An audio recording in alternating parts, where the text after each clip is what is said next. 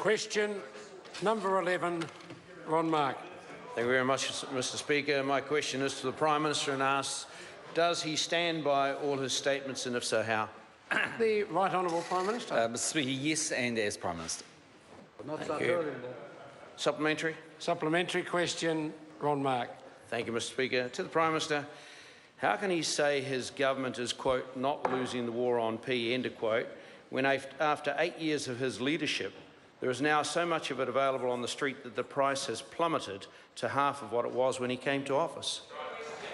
The Right Honourable Prime Speaker, Minister. well, first, I'm not sure that's actually the statement that I've made, but second, Mr Speaker, I think it's worth reflecting on what is happening, and that is the government's had a fairly comprehensive plan which has seen actually significantly more resources for both police and customs, and more money put into rehabilitation beds, Mr Speaker. That's seen on the estimates of one of the most significant survey in this area, actually the usage of it reduced by about half.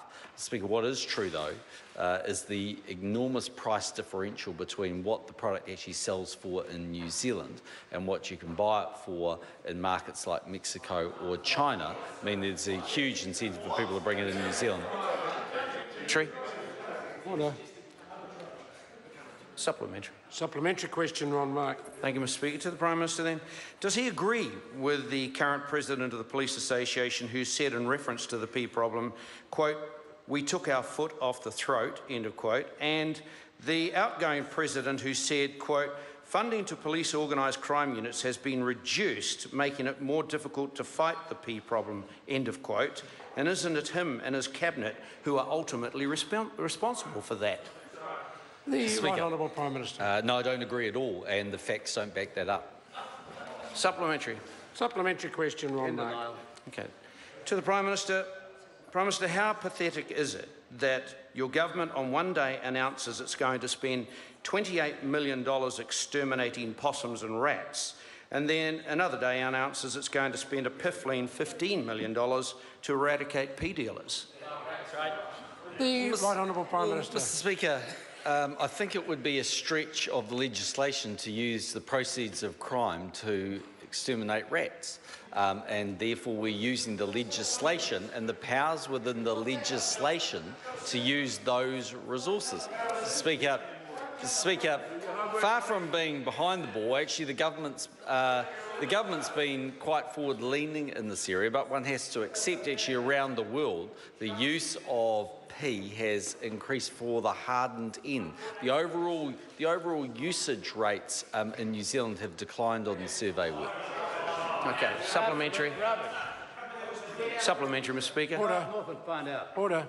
Supplementary question, Ron Mark. To the Prime Minister, then, does he stand by his and his officials' views that, quote, the number of people using P is declining, end of quote, and would he accept that one would have to be on P to believe that?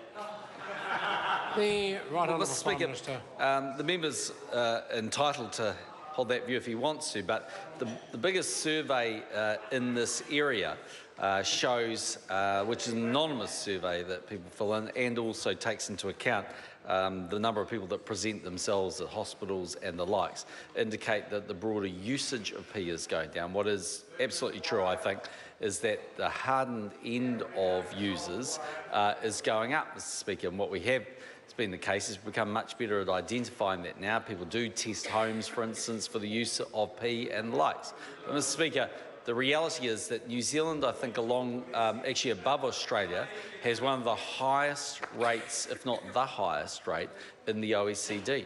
And there is enormous price differentials, and that encourages the gangs to try and bring that into New Zealand. We need to combat that, and that's what we're doing. Question